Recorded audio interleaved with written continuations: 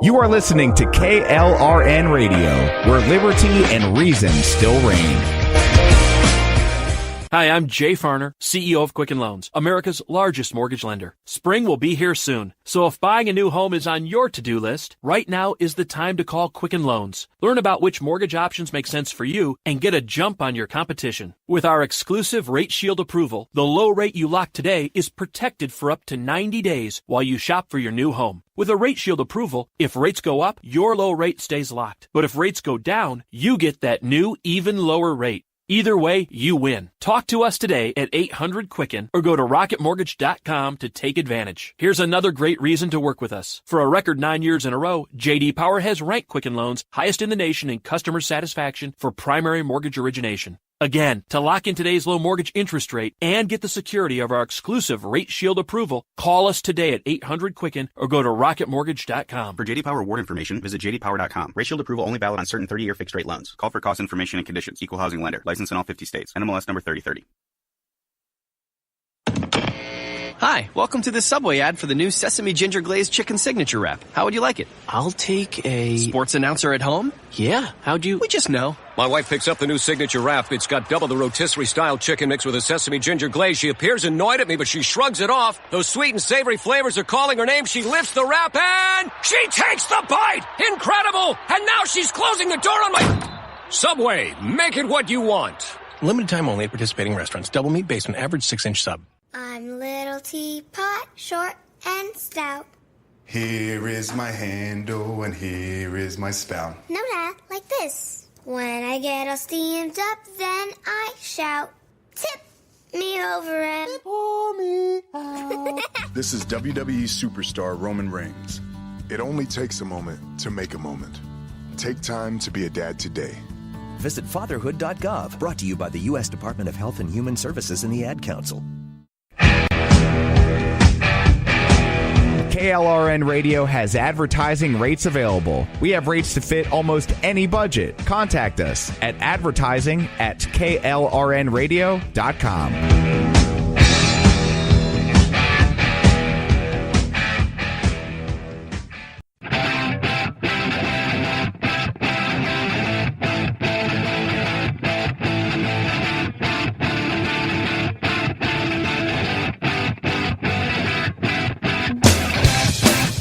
Greetings and right-wing salutations.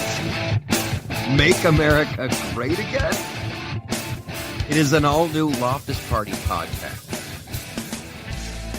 Somebody in Los Angeles is feeling his oats. Someone in Oklahoma is feeling his oats. We've lost the gimlet. We've lost her to the allure of free beer and beer sampling and beer festivals. So you got Kung Fu Rick on the other end. You got Michael Loftus here. We've got a great show for you. Much to discuss. Much fun to be had. We are breaking it down. We're joking about it. We're advertising. It's all good. It's all lovely. How you doing over there, Rick? How are things in the Kung Fu hometown? We're doing all right. Actually, the weather's not too bad, but we're supposed to have rain for the rest of the week again, which is really... I'm getting really tired of rain. I keep waiting for Noah to float by and pick me up, and I'm just like, it's June. Can we stop with the rain now? Did you see where the Noah's Ark thing flooded? I did not. Other than it's hilarious because somebody built that theme park. It was an attraction, and the big thing to see there is the full scale model of Noah's Ark, and it had flood damage, and that's hilarious. That's just funny right there. I don't care who you are. They built them a Noah's Ark out there, and it had flood damage. That's so. Come on, you not even a chuckle for that? No, that was hilarious. I just the idea. Oh, you're of thinking, muting. Well, yeah, I had myself muted just in case. But yeah, just the idea of thinking that the Noah's Ark display flooded. I don't know. The irony there is just awesome. And here's what I'm saying. I'm saying you have to go back through with the people who built it, and okay, so if it's me, and if it's a science fiction movie, if I'm going to build a full-scale model of Noah's Ark, it's going to be a working model. It's the best kind of insurance ever. You're like, if you're going to do it a little bit, you might as well go all the way. If you're going to build a Noah's Ark, it might as well actually work, just in case the Lord decides to end life on earth again with a flood. I doubt he would go flood. Wasn't that the whole promise of the rainbow? That he is like, I won't flood it again. Next time it'll be like fire.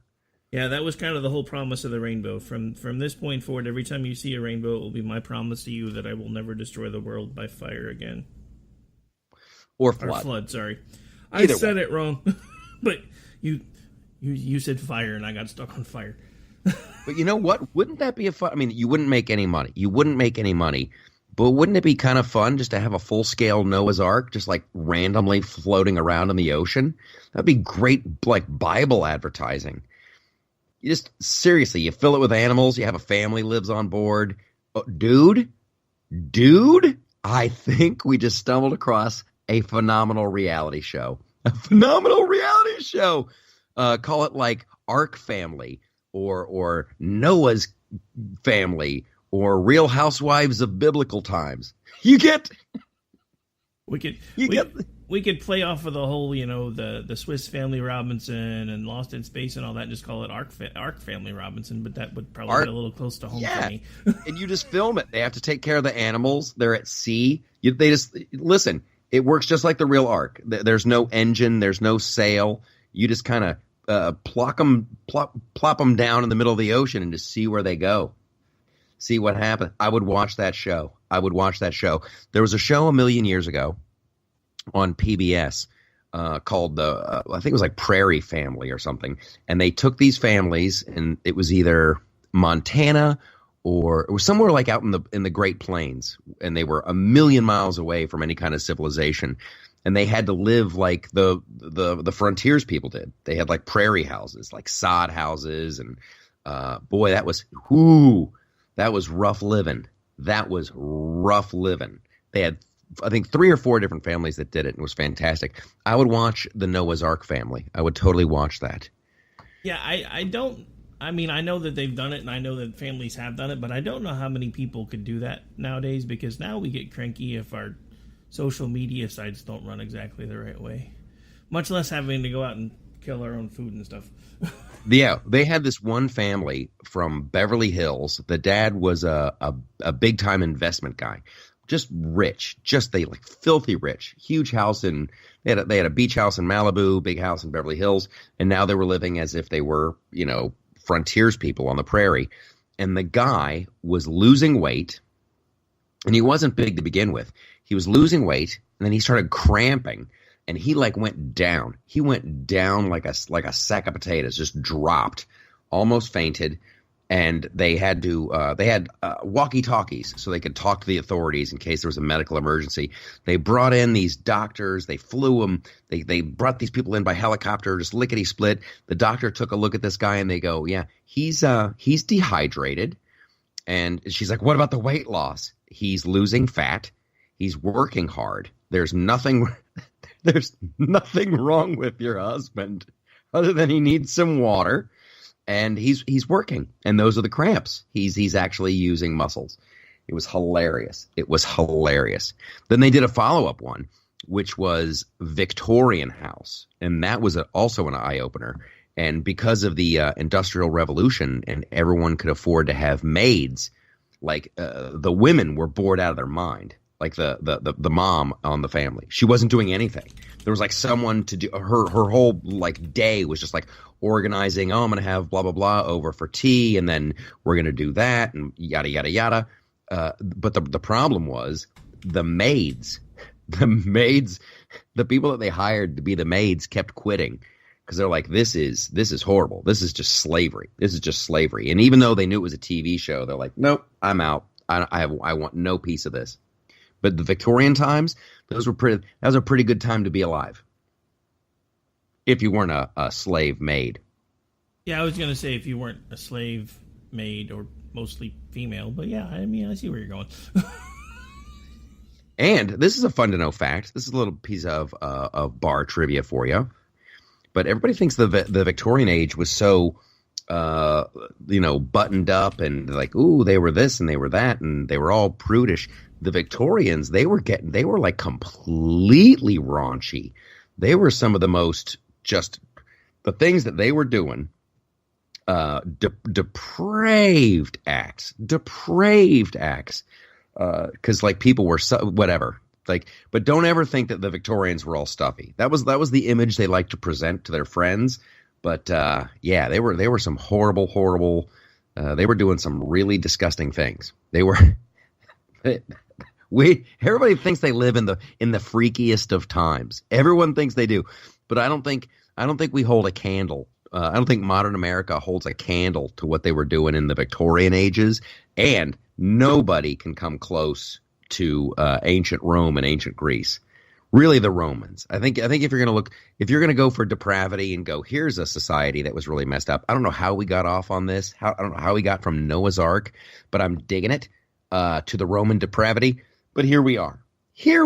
Everybody, it's always the worst time to be alive, but it's always the best time to be alive. You know what I'm saying? Like these are, you hear the statistic all the time that like right now, 2019, it's the safest we've ever been, the most successful we've ever been. There's more law and order. There's more of this and that. And everybody always acts like, oh, now the sky is really falling. It's going really good, people. It's going really good. I don't know what everybody's so upset about. I really, really don't. We're going to get into some news now. And this is great because this will be the sky is falling. Let's just title this one right now. The title of this episode is The Sky is Falling. It's always falling. I like that title. I'm actually writing that down. Okay, so let's open it up. Let's open it up with a little bit of Trump and a little bit of a comedy update.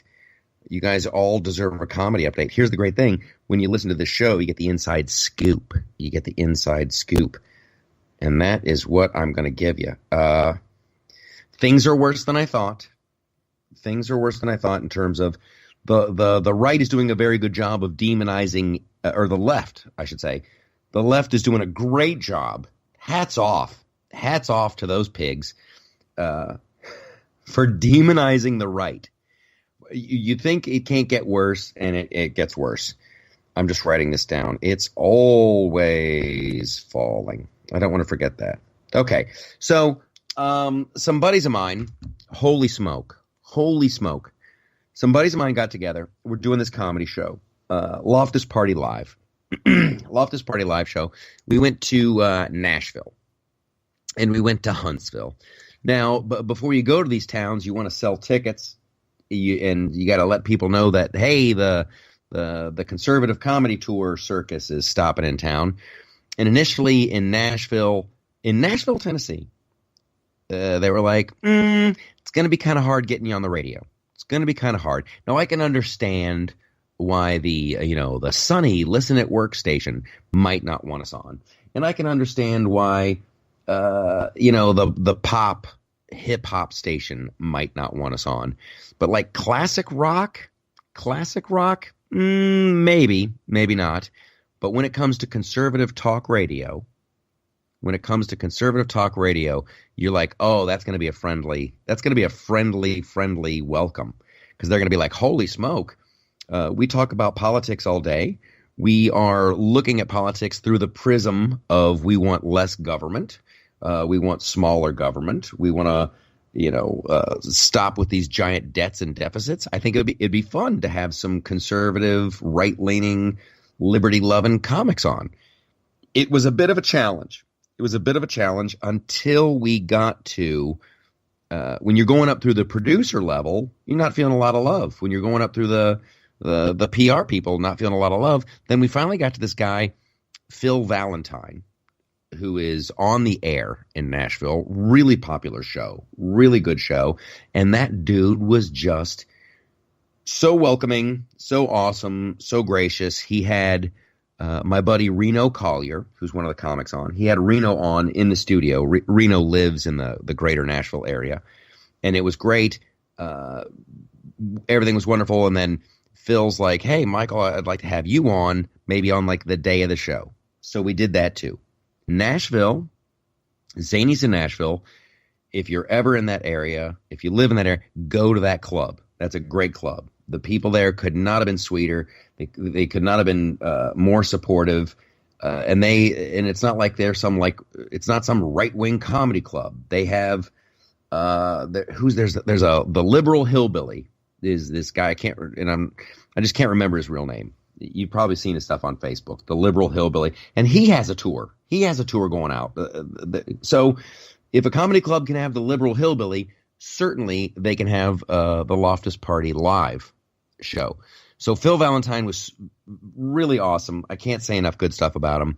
The show in Nashville was great. It was phenomenal.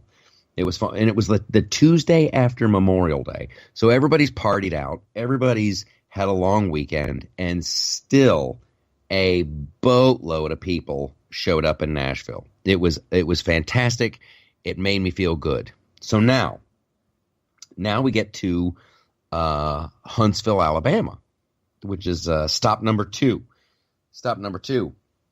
Could not get on the radio. Even the conservative talk station, I guess they couldn't get through to whoever the on-air talent was. Even the conservative talk station in Huntsville would not have us on the air to promote a night of comedy at Stand Up Live. I want to slow that down a second. So you're serious? In Alabama, of all places, you guys couldn't get on the radio to promote conservative comedy? That is correct. Wow. Huntsville, here's what they tell me about Huntsville, because I'm not that familiar with Alabama. Huntsville isn't really like the rest of Alabama. They have, I guess it's turning more, it's becoming more of like a liberal city. They have the big space center there. They have they do the rockets and the space stuff, and they also have a bunch of other industries, and it's not, you would think, wow, Alabama, they're gonna be super. Not Huntsville, dude. Not Huntsville. Couldn't get on the air on a conservative talk station in Huntsville. Even so, we had a very good turnout for the show. We had a wonderful show, and in both of them, in Nashville and in Huntsville, standing ovation at the end of the show. The people are having an absolute blast.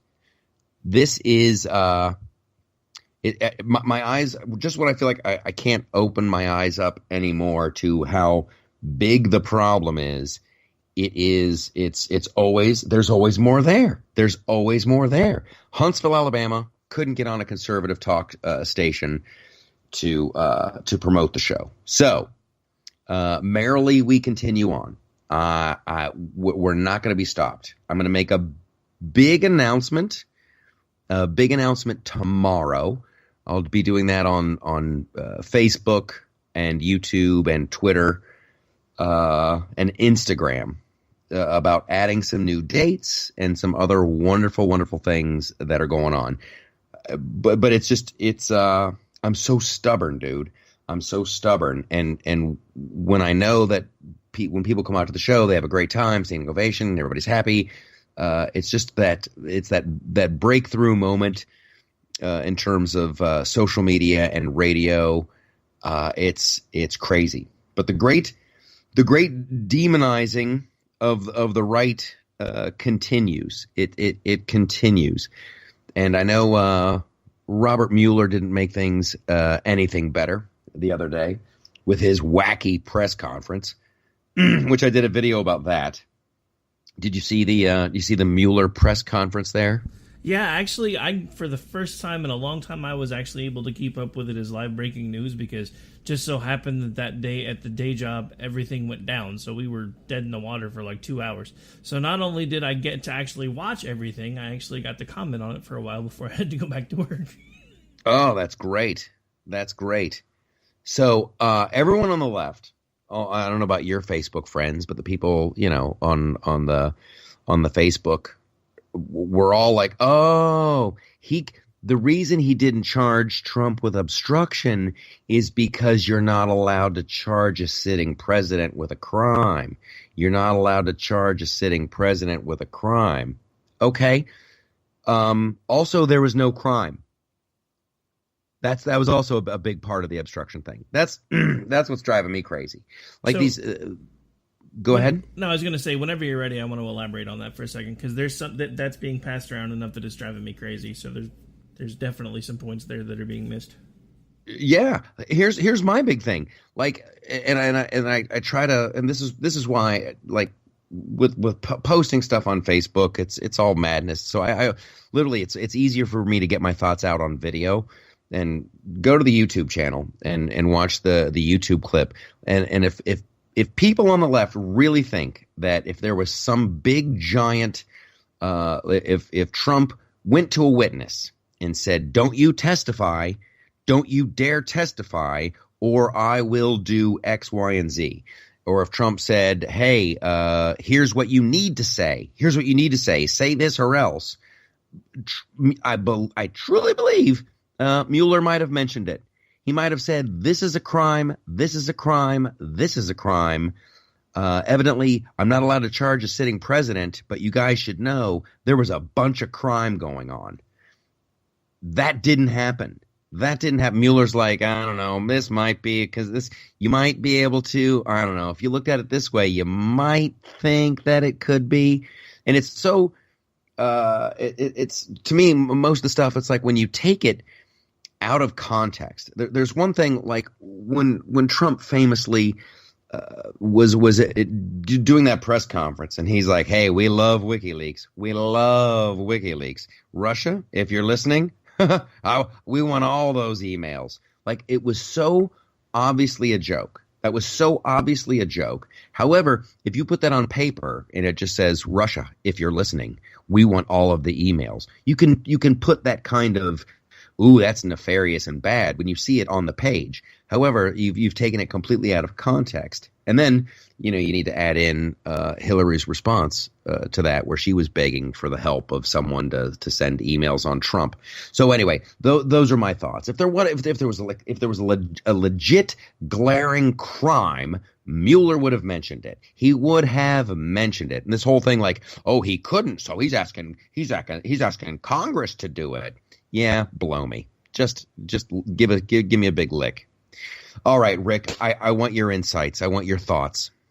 All right, so first things first. In order for there to be an obstruction of justice charge, there has to be a clear predicate crime. This was a fishing expedition. I want to remind folks that collusion, in the context that it was used during the investigation, had never been used in this way before. In fact, there is no precedent for it to be used this way in any law enforcement action, for them to be using the word over and over again of collusion. They didn't actually specify anything that could count as a crime. Second of all, they couldn't find any predicate crime.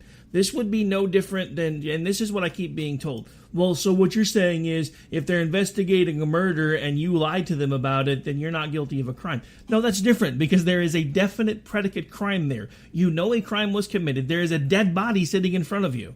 Then at that point, if they start lying to you, then they're obstructing. But you can't use obstruction as a catch-all when there's no crime.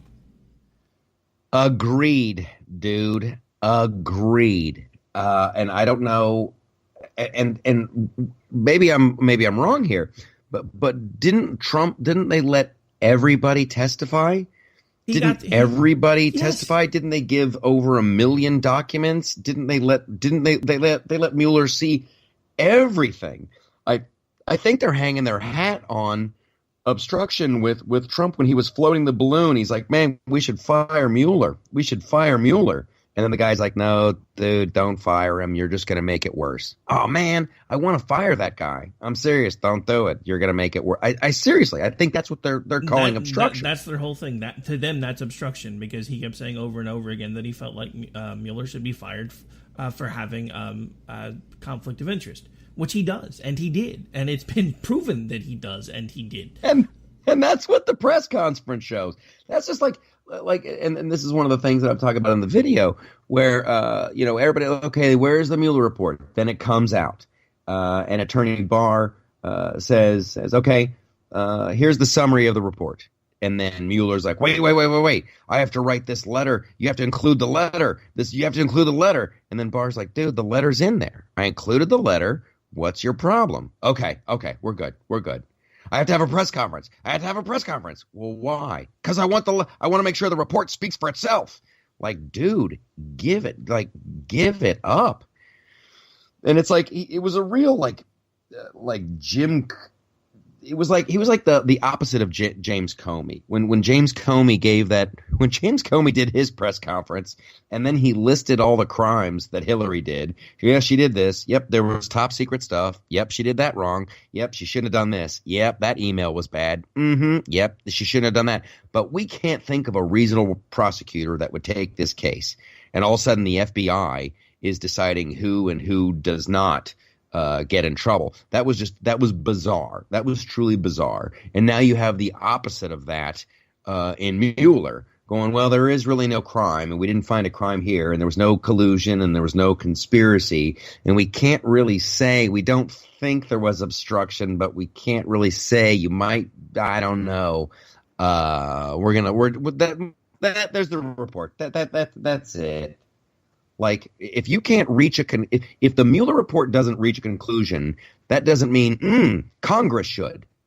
And all the, oh man, it's a way just to keep the waters muddied and keep the arguments going. And that's exactly what it was. I'm gonna rehash something that a good friend of mine, Gene Baradelli, said when we did a 2-hour special the night the Mueller report broke, and he said over and over again that Mueller not clearing him for obstruction was a two-fisted one finger salute on the way out the door to Donald Trump because he can't stand him. And that's exactly why he had the press conference. I want to clarify something for everybody who's listening. What Comey did and what Mueller did were both violations of DOJ policy. But it gets worse for Comey because Comey rewrote a federal statute live on the air because the U.S. code that he cited doesn't require intent. And he said, but I can't find any clear intent. The law you stated doesn't say there needs to be intent. However, for Mueller to be able to prove obstruction, there has to be criminal intent. How can there be criminal intent when there was no crime? It's wild. It is wild. And it's like, I don't like to be manipulated. I've said it before on this show. And, you know, you go, oh, okay, well, the media is all on the left and the deep state is real and all this other kinds of stuff. And you sound like you're a wingnut. You sound like you're a wingnut until you take a step back and you start looking at the media objectively. When they all start using the same catchphrases, the news is tightening. The news is tightening. This is the beginning of the end. This is the beginning of the end. And Nancy Pelosi, she really got under his skin. She really got under his skin. She really got under his skin. And if you go back and you look at the coverage of even Trump's inaugural address, it was a dark speech. It was a dark speech. It was a dark speech. This does not happen by accident. This does not happen by accident. There's talking points and there's strategies and there's PR firms and there's conference calls where they go, here's how we're going to handle this. And it's with James Comey and what he did, and with Robert Mueller and what he just did, you'll have a hard time convincing me that this is not part of a greater strategy. I don't even like the feeling that I'm being manipulated. And everybody who's thinking about we're watching the death of democracy. It's the death of, and that's the other one. The constitutional crisis, and the death of democracy, and the death of democracy. Like, someone's coming out with these talking points. Someone's coming out with these catchphrases. And what is up with that? And like, if you really are concerned about the death of democracy in the end of our republic, you have to have faith in our processes and our system of government. And if someone, even if there's people talk about Russia and if Russia meddled with our elections, you have to be concerned about that. Okay, yeah, I'm totally going to agree with that. So you look at Russia and you're like, yep, they bought some Facebook ads. Yep, they did that. I guess maybe we should take a look at who's allowed to buy Facebook ads.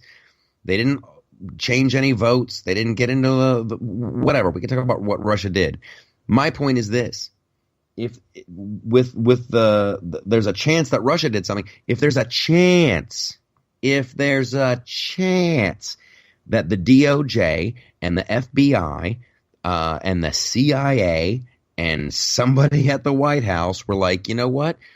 Let's make this. Let's get some Russia people in here. Get the Russia people talking to the Trump campaign, just as an insurance policy. We'll set up some people as Russian agents. We'll get this FISA warrant going on down here. We're gonna just put some Russia bait in the water, and then when the Trump campaign jumps on it, we'll be good to go. And if that dude does get elected, we'll get him kicked out because we have an insurance policy.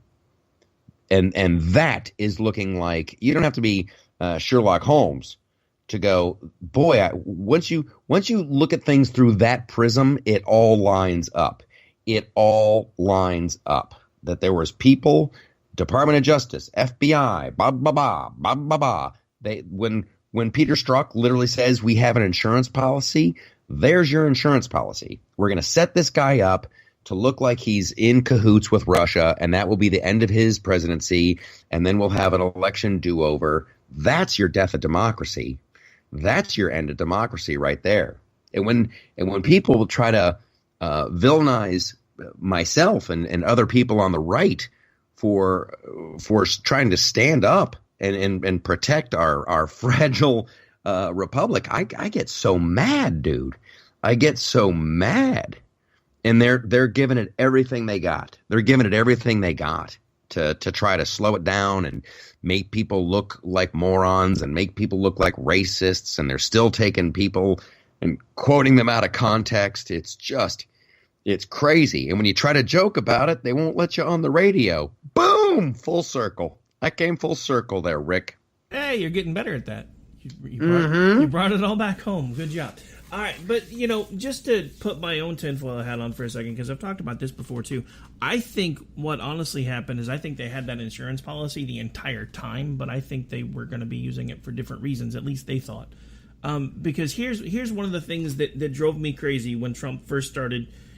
After he came down the escalator, and then about halfway through the primary, it was like he started intentionally trying to shoot himself in the foot. I remember being at CPAC that year, and he was on a stage. They actually televised the debate because it was elsewhere, but he was on a stage talking about, as commander-in-chief, it doesn't matter what I tell them to do, the Army's going to listen to me. If I tell them to kick in doors and start shooting people, it's not going to matter. They're going to do it. And I remember the entire group just booing because, that's a paraphrase because it was several years ago, but it was something pretty close to that. And then there were several other things that he said. You're still not going to be able to convince me that at some point he wasn't supposed to take it on the chin. Because if you look at the emails and if you look at Hillary insisting that it needed to be him, it had to be him no matter what. I don't think it was because they thought they could beat him for real. I think it's because those families had been friends for decades, and I think he was supposed to take it on the chin. And then he realized if he took it on the chin, I think he found out about all the crap they were planning on throwing at him after he took it on the chin, and he was going to lose his entire business, he was going to lose his family, and likely wind up in jail, shot, or worse. That's well within the realm of possibility, dude.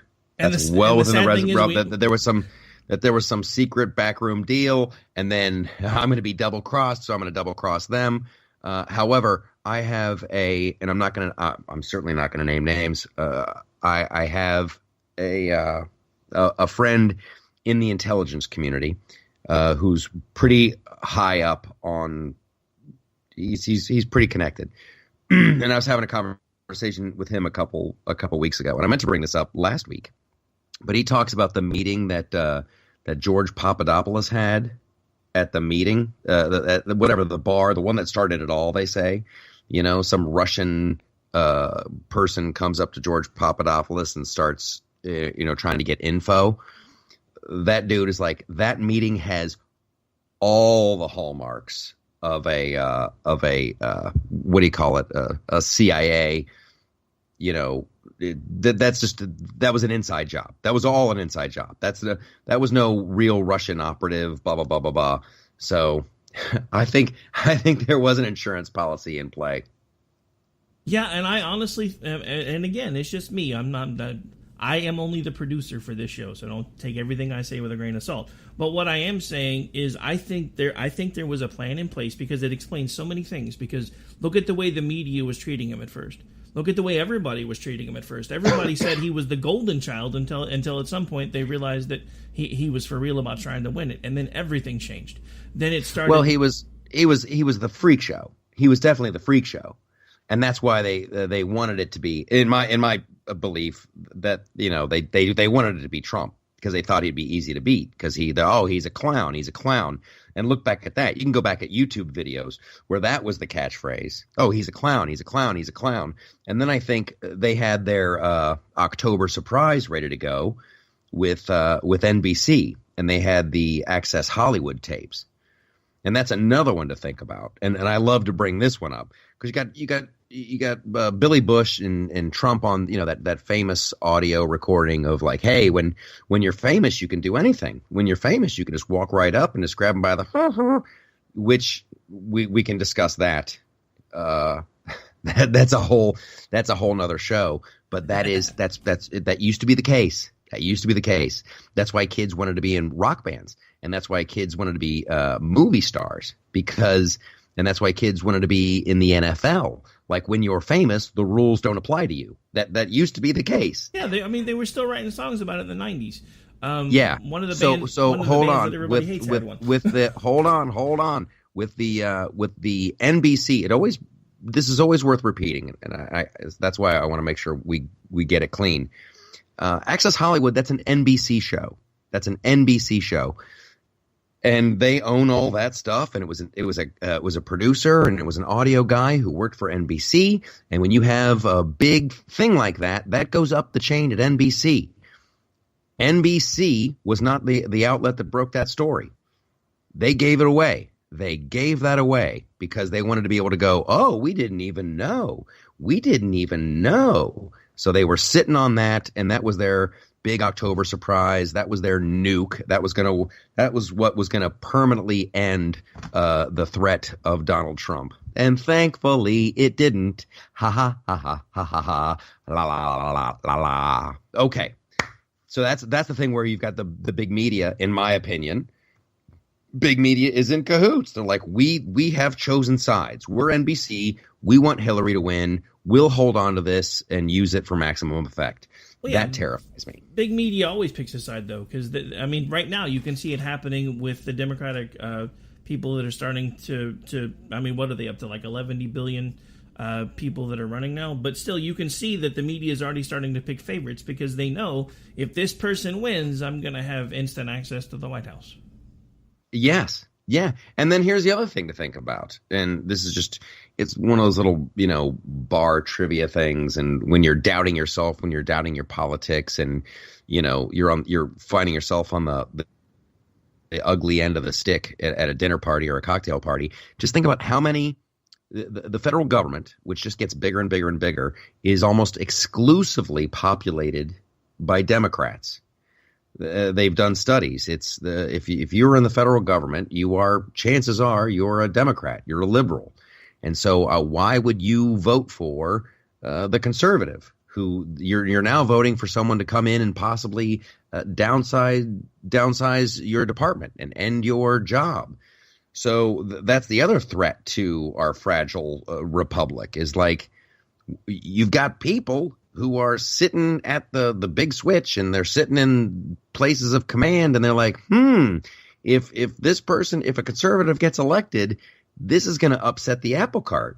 And it's a sweet apple cart. It's a really good apple cart. If you are in big government and if you're in Congress and if you're in the Senate and you're in a position of power, there's a chance that you can meet some people and make some really sweet deals. Do a little bit look up Jim Comey. That guy had an amazing career. Jim Comey comes up through the FBI. He's the golden boy. He's the Boy Scout. Everybody loves him. And then suddenly he takes a leave of absence, leaves the FBI, and then he goes to work for like Boeing or some giant. They make planes. One of those big, conglomerates. What? Now you left the FBI and you're working for a company that makes planes? What the heck? Oh, and then there's a big contract that's signed. And then Jim Comey gets a big giant bonus from the plane manufacturer. And once that deal is done, oh, welcome back to the FBI. It's crazy. How does that, Nancy Pelosi making all that money? Maxine Waters making all that money? Everybody, they go into Congress and they're making $140,000, $160,000 a year. They're there for a couple years and they come out like, wow, I'm a millionaire. It's like the swamp is real, bro. The swamp is real. Those are the tax returns I want to see. I'm tired of everybody talking about Trump's tax returns. I want to get a look at the people that went into Congress and came out millionaires. Oh, dude, there was I did this video 2 weeks ago. I said Nancy Pelosi doesn't want to play this game, right? That was the title of the video. Nancy Pelosi doesn't want to play this game because you go back and this is nothing. This is all Snopes is saying this. Like, does Nancy Pelosi have ties to organized crime? And Snopes is like, kinda. Yeah, she kind of does. And they're and there's stuff on Chuck Schumer, and there's stuff on Maxine Waters. There's stuff on everybody. If they crack the cork on this one, if they crack the cork on, we're going to go back and look at Donald Trump back when he was a private citizen. Wow, you just let the genie out the bottle. You just opened up Pandora's box of and that's good. The transparency is good, but I tell you, you'll never find a person that wants to get into politics again. Because everybody will have either a real crime or an imagined crime.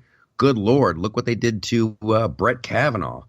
They had him over. That dude was done, but thankfully he's like such a Boy Scout and had that crazy calendar he made as a kid. I don't have a calendar like that. I could never run for public office. I don't have I can't account for my whereabouts on June 11th, 1982. Good Lord. Who's going to run for public office? Nobody. And I think that's honestly kind of what they want. I think they're trying. I mean, because Trump is probably the first person that has not already had political experience that's already tried to run. And the people that already have political experience, they have fixers, so they can make sure this stuff stays buried. Well, you certainly hope it does. You certainly hope it does, because when and this isn't even politics, but if you just come out at this from a different angle politically, they come at you over the top. They come at like I'm looking for it right here. John Cleese. They're coming after him now because he's like, this London isn't London anymore. It's changed. And they're like, oh, you're a racist. You're this, you're that, the other thing. And he's like, no, it's a cultural thing. And people are like, you should learn history. The English have a horrible history. And he's like, listen, I'm just saying I enjoy cultures that don't celebrate female genital mutilation. Oh, you racist. And he's like, no, it's cultural. It's cultural. It's not racist. And like John Cleese is super funny, super witty. And I think he just finally backed out of his little Twitter fight, but he was right on everything. He was correct on everything, but they have to make him look like a Nazi demon knuckle dragging troglodyte. But he's just an awesome dude who is, London isn't the same anymore. And then you've got Sadiq Khan, the mayor of London, that complete and total jaguar. He's like, oh, the alt-right is on the rise, and we cannot roll out the red carpet for Trump, or we sell it. Like, just demonizing Trump and everyone who supports him, and all these people who, and it's not really just Trump, it's the people of England who, like, we want out of the European Union. We voted for Brexit. We won the right to get out of the European Union fair and square, and you keep dragging your feet, you keep dragging your feet, you keep dragging your feet. And if they don't think that's not going to upset people, good Lord. And the fact that they don't even try to understand it. They just like instantly just go straight to, you're a moron. You're a racist moron. If you voted for Brexit, you're a racist. You're a Nazi. That's just the end of story. If you voted for Trump and you want America first, and you want America to actually manufacture goods and not just be a giant Disneyland resort, well then you're a racist and you're a Nazi. It's just it's madness. It's insulting, and just makes me want to double down on everything I'm doing. Just double down on it. I can't wait till Monday, tomorrow. You guys will see. There's more good stuff coming. Well, I'll just tell you. I was going to say, you're going to make us wait. This is going to be Monday by the time they hear this. Come on. That is true. There's just more dates coming. I have to look. There's emails flying around today about the Loftus Party Live and shows and cities being added and wonderful people, and there's people jumping on board and helping out. Oh, any news on Oklahoma yet? No. We'll see. We will see. The Looney Bin. I don't know anyone at the Looney Bin. I don't even know if the Looney Bin is still open, but I'll go. Reach out to Rodney. He probably knows the best club around here. Come on now. I gotta reach out to Rowdy and do that. But man, oh man, that Sadiq Khan, the whole London thing, where they're like literally, you can't sell knives anymore. You can't walk around the city with a pocket knife. I carry a pocket knife with me everywhere I go now. I always have a little foldable knife, and it's crazy when you have a little pocket knife. You're amazed at all the times. You're like, wow, I'm glad I have a pocket knife. But don't do that in London, or you're going to end up in jail with Tommy Robinson. Hey, so speaking of London, got some breaking news. NBC's Chuck Todd is apparently upset because Trump complimented a British politician, claims Trump is trying to interfere with the election.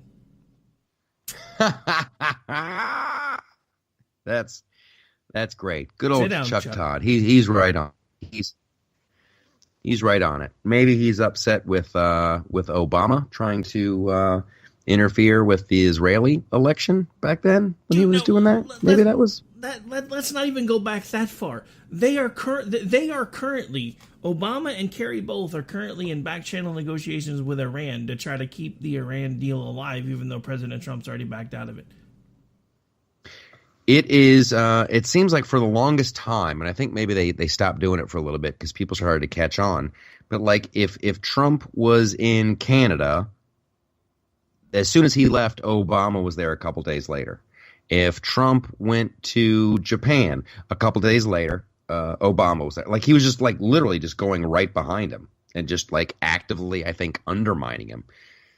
The Logan Act is a joke. Is an absolute joke. If John Kerry doesn't get in trouble for what he's actively doing with Iran and all that stuff, can we just stop even bringing the Logan Act up? Please? Can we just stop? Yeah, you're wasting everyone's time. You're wasting everyone's time. I'm going through tweets that I just love. Hillary Clinton. This one cracked me up. Hillary Clinton is the keynote speaker at like some cybersecurity conference. And what's she gonna do? Show them how to wipe their servers with a cloth? Exactly. Day one, I'll be talking about basement servers and having your own private server. Day two, how to share top secret emails with friends whose husbands are all over the internet with God knows who, talking about God knows what. It's just absolutely redunculous. And she is she is on the case. Hillary is on the case. Oh, and here's another one, you guys. This is from our culture department. Guess who's starting a new production company in Hollywood? I'm almost afraid to ask. Hillary and Chelsea Clinton. Oh my God. They're going to have a new production company. They got a bunch of backing behind them. They're going to put out their shingle, and they're going to make movies that promote their agenda. They're going to do movies, television, film, whatever they can to promote their agenda. So you've got Obama, who has just like a big hunk of Netflix all to himself. You'll have the Clintons, and those are just like the full on we're politicians. Those are just the straight up we're politicians. Forget about the rest of Hollywood. And with Netflix, like literally, you can't get in the door to have a meeting. You can't get there. Like no, because you lean to the right and you're an evil hillbilly Nazi. It's just. Woo-wee. We're going out on the road. We're telling jokes. We're gonna do this thing, and it's gonna be a grassroots movement, and it's gonna be a comedy show, and it's gonna be a pseudo rally, and we're going to add some new special guests. It's just unbelievable how they keep pissing on us and telling us that it's raining. The border wall. Everybody's like almost forgotten about the border wall, and the reason is it's still even on the radar in a tiny bit, in the littlest bit, is there's more footage that keeps coming out. That's just, it's hard to believe. You see some of this footage and you're like, that's got to be fake. There's no way that's real. There's one now that shows it's like that heat. You know, they use the flare camera or whatever, and they catch the body heat of people coming across the Rio Grande. And you had to have seen this. 1,000 people. 1,000 people coming across the Rio Grande, and it's like time-lapse photography, so it kind of looks sped up and it looks a little cartoony. But you're it's like looking at a negative. It's like everything's like in whites and grays, and then you see this little black blob that's a person come scurrying across, and another and another and another, and it just keeps going, and it's just like crows, like 1,000 crows that are landing on a tree. It's just giant stream of people that come across the Rio Grande, and they're just kind of standing there in this big giant blob. And thank God, Border Patrol agents got there and they grabbed them all up. But just like, holy crap. And then here's another one that wasn't on the news that you'll only catch here. Well, you won't only catch it here because obviously I caught it somewhere. But they're now catching people from Africa. It's that happened. They just caught, I think they just caught 9 or 12 dudes from like the Congo and all these other really weird African countries who they're realizing now's a good time to get in. So and I know they've caught some people from like Thailand and from China too.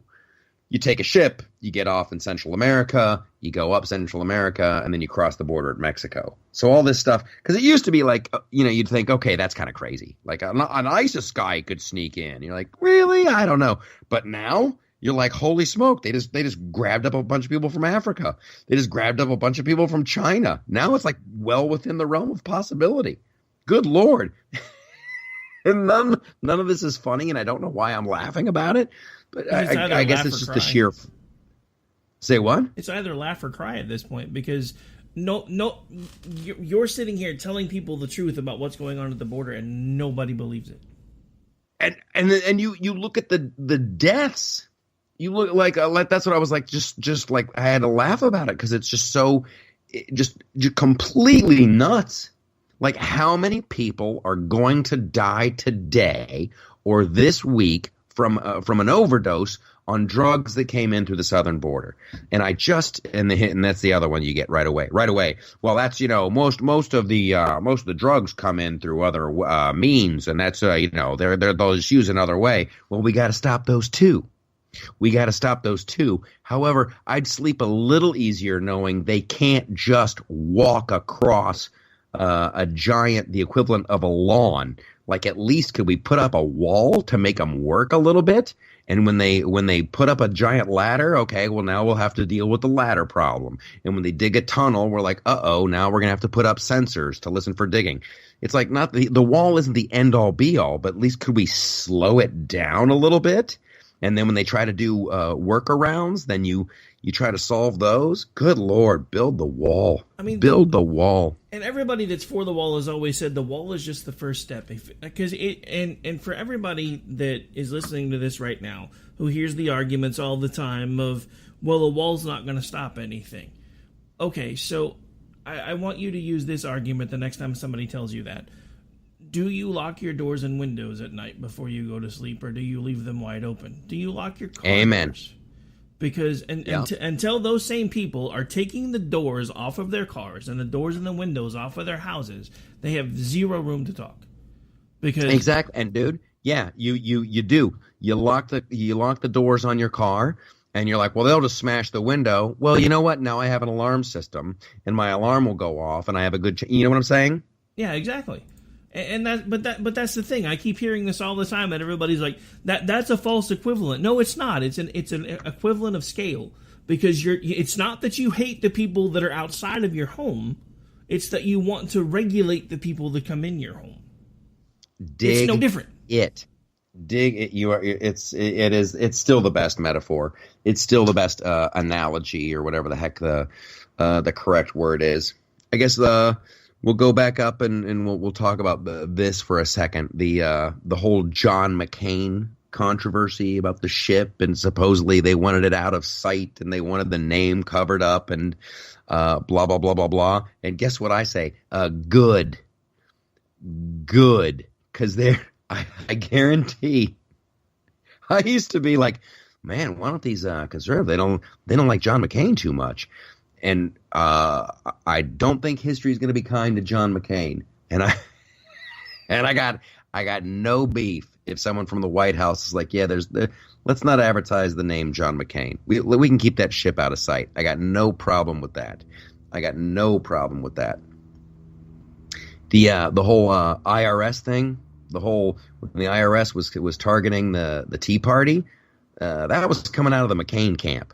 That was the McCain camp. They got the notes on those meetings.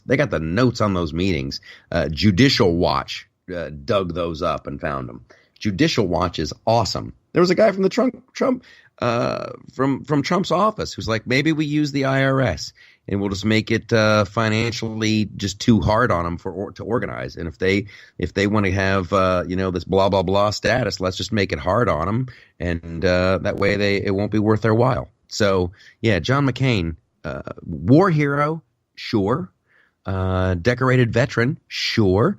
But there were some shenanigans going on too. So let's not all line up to weep for Meghan McCain trying to protect the legacy of her father. And here's another one that came out that is really flying under the radar. Have you heard about the new notes that were released from the FBI surveillance of Dr. King? I have not. No, sorry. I had myself muted in a different place and couldn't find it for a second there. Oh, that's fine. Well, I tell you, what's his guy, whoever ran the FBI, supposed cross-dresser dude, who was no fan. Yeah, he was no fan of Bobby Kennedy. He was no fan of, any of the Kennedys, really.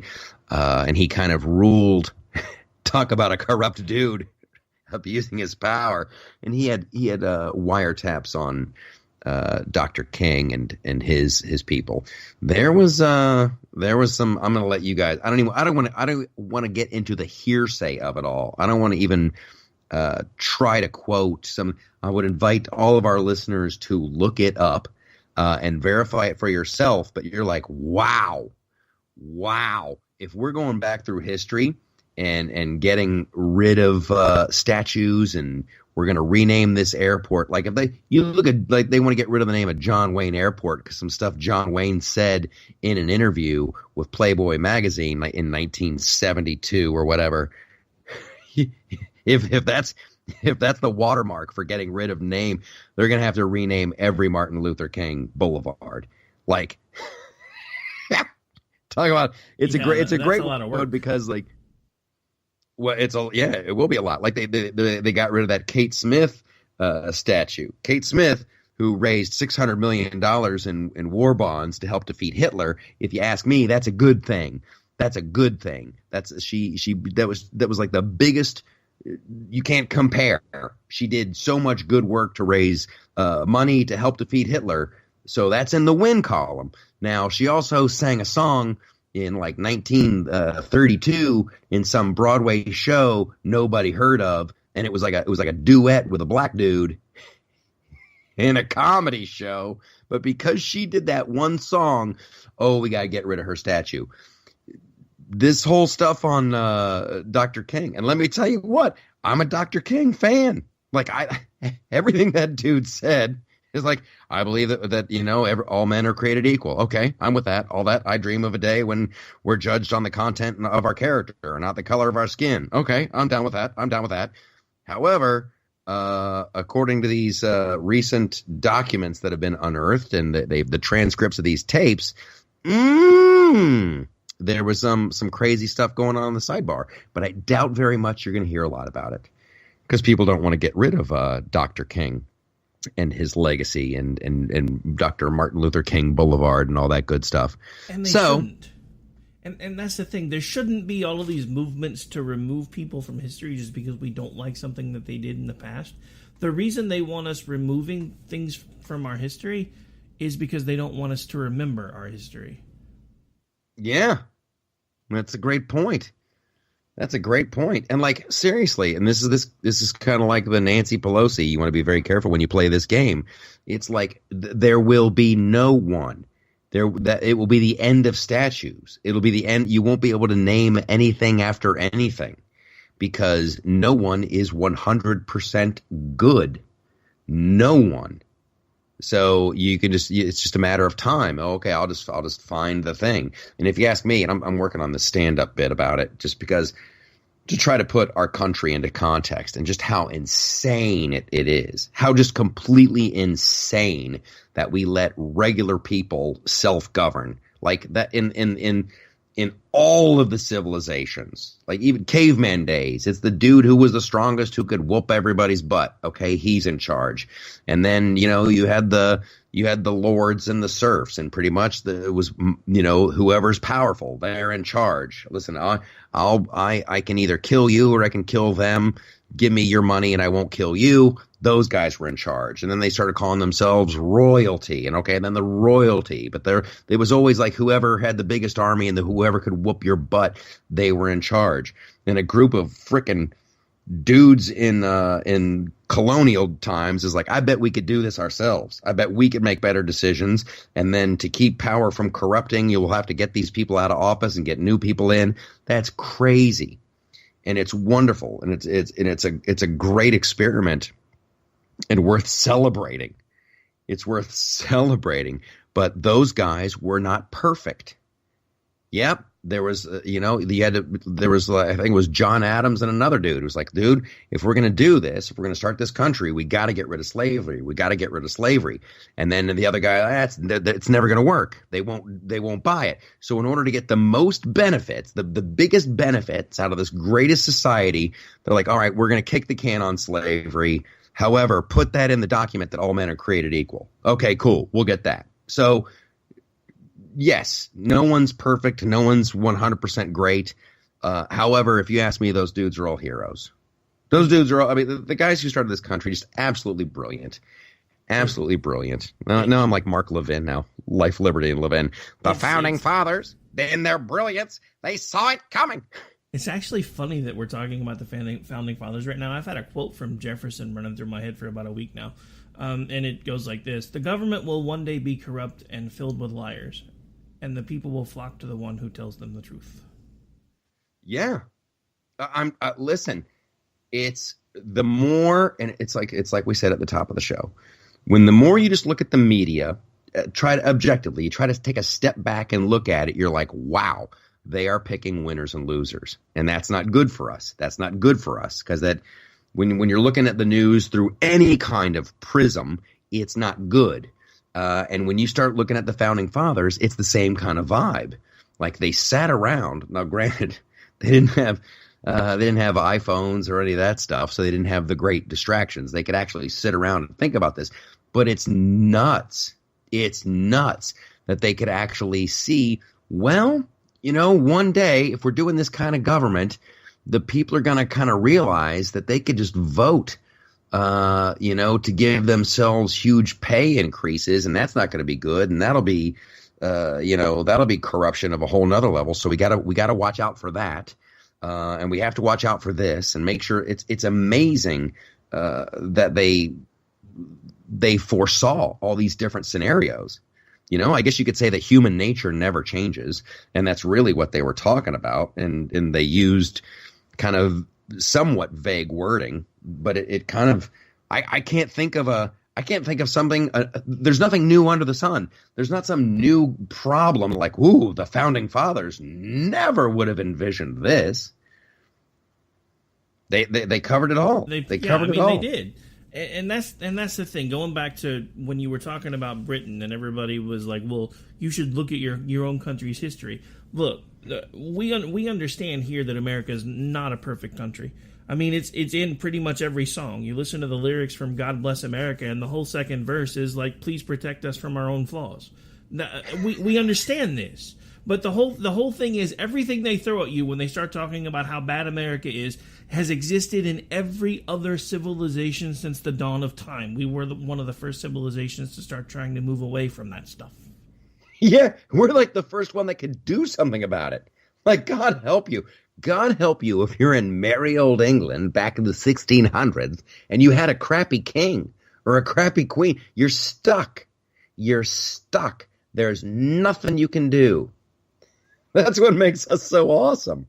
Like, everybody's equal. Who wants to be president? I'll be president. Whoa, the billionaire from the hotel thing? Yeah, I'll do it. Okay, go. I guess you can try. Okay, well, That's what I love about it. They voted for you, so give it a shot, man. What's the worst thing that can happen? We just had this guy for 8 years. He was a community organizer that nobody knew till like 6 months before. So what's the worst thing that could happen? And never forget that. Never forget that. I talk about this on stage all the time, and there's no real joke. It's just an observation, a comedic observation that, like, the bill of goods that Obama was selling America was, those days are gone. Those manufacturing jobs are gone, and they're never coming back. The days of having 3% GDP, those days are gone, and they're never coming back. This is the new normal. And Trump's like, that's crazy. I'll bring them back. I'll do it. And even with the Fed raising rates on him every other month, which is just like them, it's like hobbling a racehorse. You know, you take a racehorse and you tie its legs together, and it's still going to win the race. We have the best system of government. We have the best, like, capitalism is the best. It's not even close, dude. And all you have to do, and it's just amazing. Like, Roosevelt couldn't do it. Obama couldn't do it, because everybody likes to talk about that. Obama inherited the worst, economic blah, blah, blah. All he had to do was stand back. All you have to do is stand back, get government out of the way, and not pile on new regulation after new regulation after new regulation. I am not an economics professor. However, I am an armchair historian. And when you step back, capitalism will solve all your problems. Now, you have to stop people from polluting the rivers and polluting the air. I'm on board with that. We all want to conserve green spaces and open spaces and all that stuff. However, for the most part, the greater good is just let the economy go and watch it roar. Give people a chance. The American people have the most ingenuity. We're the hardest working. We're the most wonderful, giving, charitable people on the planet. All Obama had to do was stand back and do nothing. That's just like people like, oh, Trump, he's an economic genius. I'm not going to go that far. No, I'm going to say he realizes that all I have to do is stand back and let the American people do the work, and I can kind of take the credit because it was his idea to stand back. And it's like, none of this is that hard. None of it is that hard. And as a businessman, he understands if I can get the government out of the way, everything's going to work. It's like another host here on KLRM Radio who goes by on Twitter, Orty Packard, calls Donald Trump the Leslie Nielsen of presidents because nobody knew what the hell he was going to do when he came into office. And it's like no matter what he does, even if he backs into it, it works.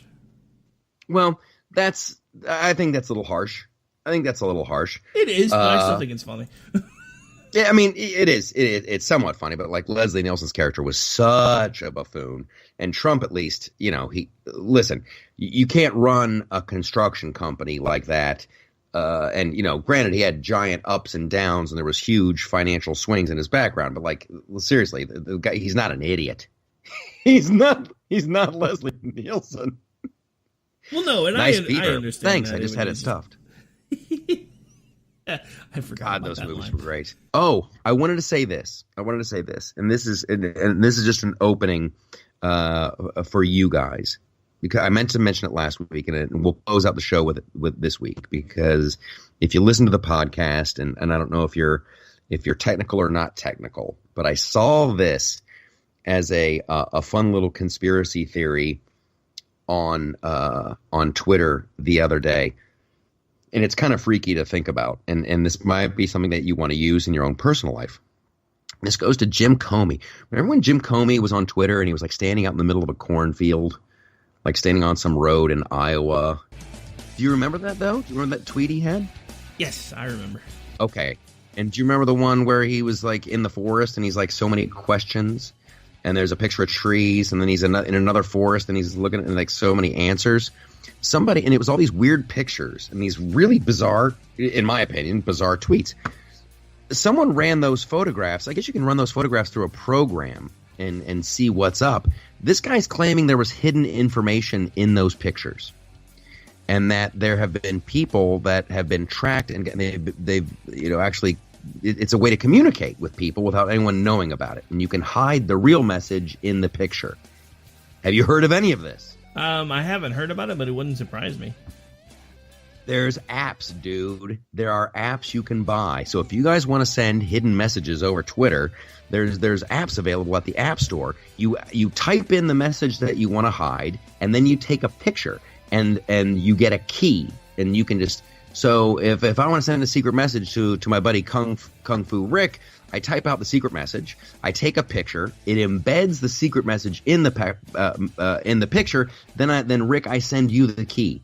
Which is a numerical thing. So you would just look at my tweet or whatever, and you'd punch in, 451, whatever the key is, and then boom, the message would come out, and you'd be able to see what I was really saying. And someone is saying that Comey was doing this with those bizarre tweets. Ho, ho, ho, ho! Yeah, that would not surprise me at all. It gives me the chills. Okay, go to the Loftus Party website, theloftusparty.com.